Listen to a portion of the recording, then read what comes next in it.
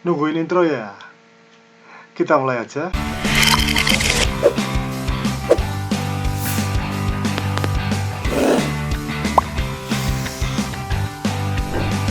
Assalamualaikum warahmatullahi wabarakatuh. Bertemu lagi dengan saya. Di video ini kita akan mencoba untuk belajar mengenai codec. Dalam beberapa video sebelumnya, kalian mungkin mengenal bahwa saya sudah berkali-kali membahas mengenai dilema antara kualitas dengan memori.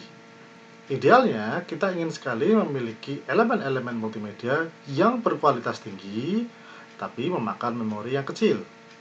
Sayangnya, secara teori, semakin tinggi kualitas yang kita incar, maka otomatis semakin banyak data juga yang harus kita simpan. Karena kalau tidak, maka kualitasnya pasti akan menurun.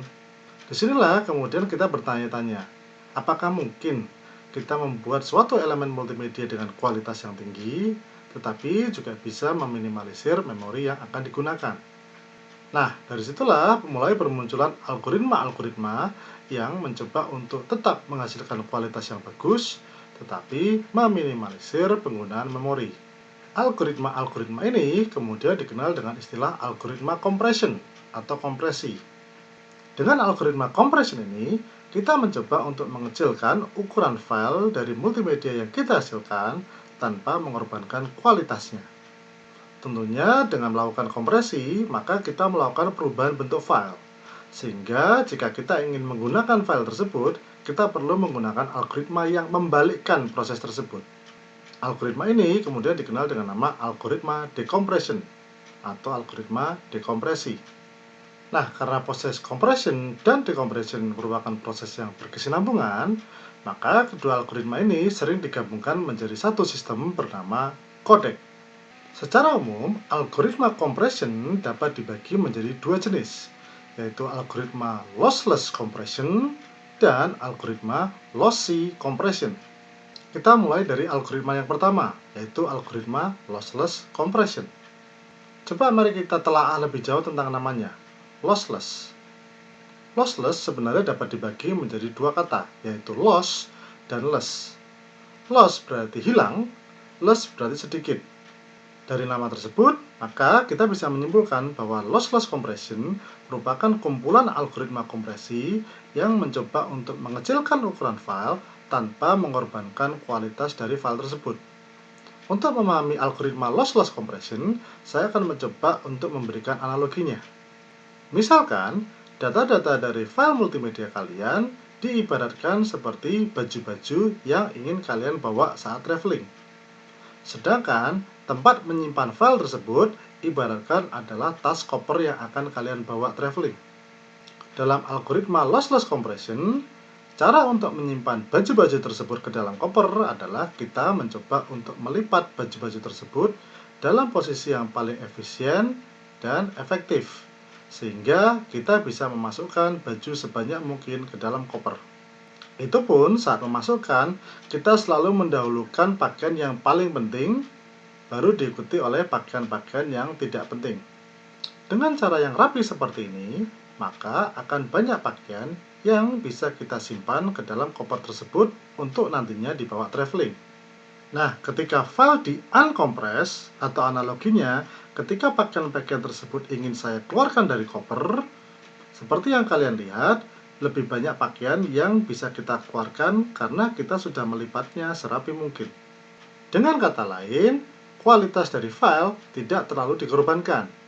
Selanjutnya, kita akan membahas mengenai algoritma lossy compression. Berbeda dengan lossless compression, lossy compression merupakan algoritma yang lebih mengutamakan kecilnya file, tetapi tidak memperhatikan penjagaan kualitas dari file tersebut.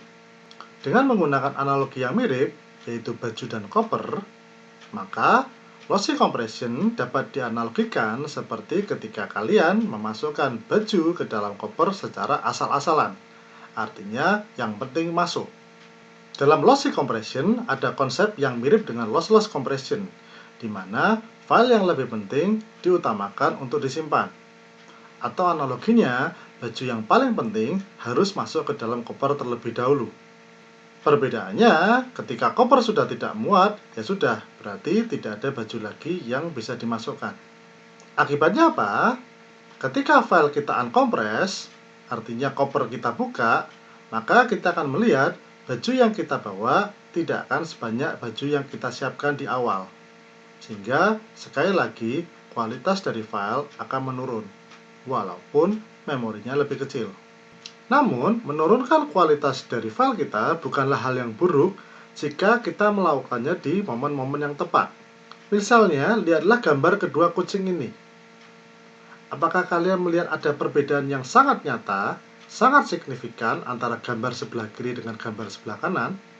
Kalau kalian perhatikan baik-baik, maka gambar sebelah kiri adalah sebuah gambar yang disimpan menggunakan algoritma lossless compression.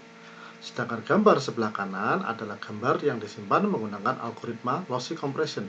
Jadi, walaupun kedua foto tersebut disimpan dengan algoritma yang berbeda, namun kalian sebagai audiens tidak terlalu merasa ada perbedaan yang signifikan dari sisi kualitas. Nah, inilah contoh penggunaan lossy compression dengan momen yang tepat.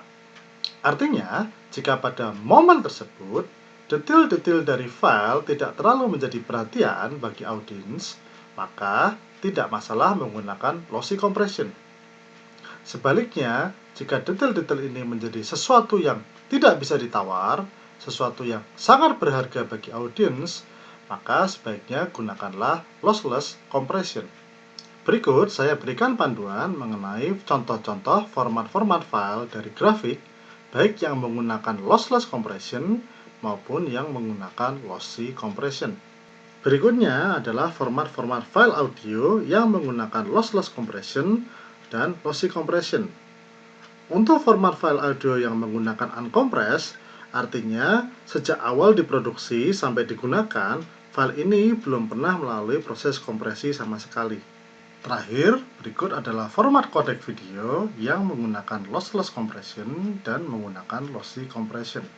Untuk format-format file grafik, file audio, maupun codec video yang lain, kalian bisa mencoba untuk mencarinya sendiri di internet untuk menentukan apakah mereka menggunakan lossless compression atau lossy compression. Itu saja yang bisa saya sampaikan terkait codec. Perlu kalian ingat, codec memiliki tujuan mencoba untuk memperkecil ukuran file tanpa mengorbankan kualitas. Namun demikian, kalian perlu berhati-hati memilih antara algoritma lossless compression dengan algoritma lossy compression. Jangan asal milih. Sekian dari saya, terima kasih, ketemu lagi di video yang berikutnya. Assalamualaikum warahmatullahi wabarakatuh. Minggu 3, selesai. Perjuangan ke minggu berikutnya.